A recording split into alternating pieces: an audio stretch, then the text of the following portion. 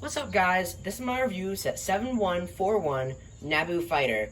And of course, this is my 20 subscriber video, so I'm recording this before I have 20 subscribers, but I'm just gonna act like I actually have 20 subscribers, so. Yay, guys! We now have 20 subscribers. I know that doesn't look that much compared to like YouTubers like Preston and Mr. Beast, but for me, that's a lot. I mean, I never thought that I'd be a YouTuber with 20 subscribers. So yeah, I'm just so thankful for you guys, and all you all helping me. But anyway, let's get into the review, and thanks again for 20 subscribers. The first minifigure up is Anakin, and this is the rarest version of Anakin from 1999. LEGO came out with 3 versions of him back in 1999, and one had they all had the same legs, torso, and head print. You can see that head right there. He's got the little freckles there, and I'm guessing that mid-tan legs, or at least little tan legs, hadn't been made yet. So again, this is like 24 years back in time, so I mean, I guess it took him a while to make mid legs. But anyway, the other 2 versions of Anakin, as I said, had the same printings on the torso, leg, and head, except they had a gray helmet instead of, as you can see, a brown helmet. That's just a bit of history lesson there. Now let's get into him. So he has these black goggles here that you can move down for whenever he's piloting the Naboo fighter. And we have his torso print here. No back printing, because this is one of the very first LEGO sets. And I bought this set. I'll tell you how much at the end of the video, but yeah. Anyway, we have some nice printing there for like his shirt there, and I'm glad that looks really good. And he's got some simple tan legs, and then, yeah, that's pretty good. And here we have one of the most nostalgic minifigures of them all, the original 1999 R2-D2. Let's get into him. So to start off with, most of you can probably already tell how he's 1999, and you, like, this just really looks like it. As you can see, R2 these days, like, the print goes all the way down to the bottom of there. But back in 1999, they not only used a white head here, which I think makes sense because the dome didn't print all the way down. But these days, it prints all the way down, so they use the gray dome, which is much better. But I do love this silver up here, and you can tell there's like some 3 lines on the head and a couple of holes in there, and that's really good. Now, on the bottom is very different. As you can see, there's just nothing in there. It's just a tube, like a hole there. And these days, there's like a place, like a T-junction or something, where like a Technic pin can like slide in there and be secure. But you can't really do that. And you can use a little 1x1 little half cylinder piece and a cheese slope, that's what they're called, and you can give R2 his 3rd leg if you want. That's just a little fact there, that you can upgrade your R2 for his 3rd leg. But also, this is a 1999 R2, so no back printing. But yeah, he still does look pretty good, and one that I'm glad I have in my collection. And here we have a minifigure that has definitely improved. It is the original battle droid. So as you can tell, you get 2 in this set, and we're just gonna move this out of the way for a second. And as you can tell, the legs here are the same, the torso here is the same, even the head is the same. They got all this right. They got it pretty much perfect to what we see in episode 1. I really am so glad that LEGO got, like, there's some things that LEGO just got right off the bat, and sadly, R2 and Anakin were not some of them, but, some of those things were, like, Geonosian, at least the molds, they had to get some of the printing. But anyway, moving on, yeah, as I said, battle droids are some of the things that LEGO got almost perfect when they first made. Now, I say almost, that's because as you can tell, we got like this big gun here, like this old orange piece here, and like this megaphone piece for his blaster. And as you can see, they use the same arms, which today LEGO has this arm still in production for the battle droid. But this side, that piece is the same, but then it's like flipped on this side so that they can hold the blaster like this way. But this looks a bit weird, having your battle droid go like this. But I mean, it's still pretty accurate, but obviously it's not as accurate to what we see today. And what we see today is definitely better than 1999, but I think 1999 did get some stuff right, if you know what I mean. And here we have a little side build that I'm really not too sure what it is. It's this little maintenance cart. So it has 4 wheels, so you can roll it around. And as you can see, mine have already gathered a bit of dust. Well, you'll not be able to see it on the camera, but in IRL, it's definitely noticeable. But anyway, you'll see this little piece here. It's this little,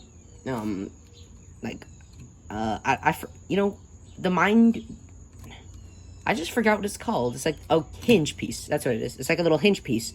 I can pull this up, and there's some stuff under here. You have like some pieces there, like a grill there, and then printed 1x4s with like these little pieces underneath. That's pretty cool if you gotta ask me. Anyway, you can close that up. There's this piece over here, which I really don't know what that is. Like, maybe you could pretend like R2 is like driving it around. Or actually, since we need him for the N1, then we'll probably have like a battle droid flying it around. But I guess if you wanted to, you could use that and like put the N1 on it. I don't know how you would exactly fit that on. Let me see if I can get this. I mean, I guess you could like pull it around, but then I don't know how you would exactly make that work. Like maybe you'd like sit it there and then like pretend like it like launched off or something, like a modern day airplane. But yeah, this is just a little side build that I'm really not too sure what it is. You know what I mean? And here we get to one of the most perfect sets of 1999. It's the Naboo fighter. So as you can see, we have the boosters over here, which unlike today, are very flimsy. As you can probably tell, like I'll hold it in the middle, but like as you can see, these are very flimsy, but they do hold on. There's a bit of a technic connection under there, so they stay on. You don't have to worry about them coming off. But as you can see, like this is bending, and that's obviously not something that you'd want. But yeah, that's just something there. And moving on to the front of the ship, we can see a bit of a nice look there. And like we have some green cylinders here, like cones for like some blasters. And yeah, that's pretty cool. You have some tail fins over here. We have like these rods over here. And then we have like this antenna piece on the back over here. This can turn because it's on this little knob here. And then moving on, since this part obviously wants me to use it, here's probably the worst part of it. Like, this all looks very blocky for 1999, but it gets the look across. I don't know why they have this thing under here. It's this little cannon under here, but I mean, as you can see, this just falls off easily. It's only held in by this little Technic pin here, and that's what I was also talking about. Like, you could have this 1x1 Technic piece. Like, if you got another one of these and you stuck it under there and you connected a cheese slope, then you could have R2 have his third leg, but that only works for 1999, by the way. And as you can see, like, even with this is on display, it doesn't look that good. It just looks like, I don't know, just something sticking out of there. And that just really doesn't look good. And as you saw, it just comes off super easy. Like, it was just this build. I guess that was their way of, like, building like a stand or something, but because these parts do come on the ground, but I mean, I really wish they had just built up like one of these bricks or something for a stand, because it kind of feels a bit high, but I do like the look of this. Let's get a different angle for the other pieces. So here we have the cockpit in R2's spot. We're going to start with R2 first. So as you can see, we have a space back here with some grills there for his feet and a 2x2 there. I believe it's a 2x2 area of space for R2's part on the bottom for him to stick in. Now, you can place R2 in there. He's not going anywhere. And as you can see, just flipping that over, this thing fell off again. And also, that little rod on the end of the booster came off. It fell on the floor. Sorry about that. But anyway, moving on to the cockpit. That's also a downer about that. They just come off real easily. But anyway, moving to the cockpit, you can either just pull this off all the way. But what I like to do is, like, because there's a bunch of studs up here, I like to pull it forward all the way to pretend like, just like in the movie, it like slides closed and like comes down. It like goes up and slides out and it comes down. And I like that you can recreate that part in the movie. And even with that out like here, you can take Anakin here You can close his goggles because he's going to be flying. And you can place him in the seat right there. And then you can, as I just said, pull it up, bring it back, and bring it down. Now you can have Anakin go and fight off the Clankas. But anyway, moving on, before we finish this up, there is a printed element. Also, no stickers on these. These old sets had, I believe, I believe they all had printed pieces, but, yeah, this set only had printed pieces. As you can see, we have a piece over here that's printed, and then we have, like, some, like, their language or something on there. And then we have, like, a little, like, alien-ish device there. I mean, okay, Star Wars is, like, has a bunch of aliens in it, but I mean, that looks like something that they would not be using for Naboo. Like, Naboo seems like a very earthly place, and this does not seem very earthly. Although none of Star Wars is very earthly. But anyway, yeah, that's going to be the Naboo. Let's move out, and I'll give you my final thoughts. And there you have it. That is my 20 subscriber review of set 7141 Naboo Fighter. Again, guys, I'm so thankful I reached 20 subscribers. I just still can't believe it. It seems like only yesterday when I created my first video. You can watch that on the channel still. I haven't privated it or anything.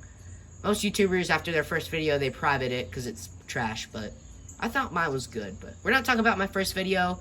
We're talking about the Naboo Fighter and my 20 subs. So, again, I am very thankful for all 20 of you guys who subscribed and helped made this channel possible. Honestly, if I hadn't gotten that many subscribers, I probably would have just quit. But no. I decided, you know what? Something will probably happen. I'll just keep going. And I did. And now we're here. I still can't believe it. But yeah, that's my review of the Naboo Fighter. I'll see you all next time. Thanks again.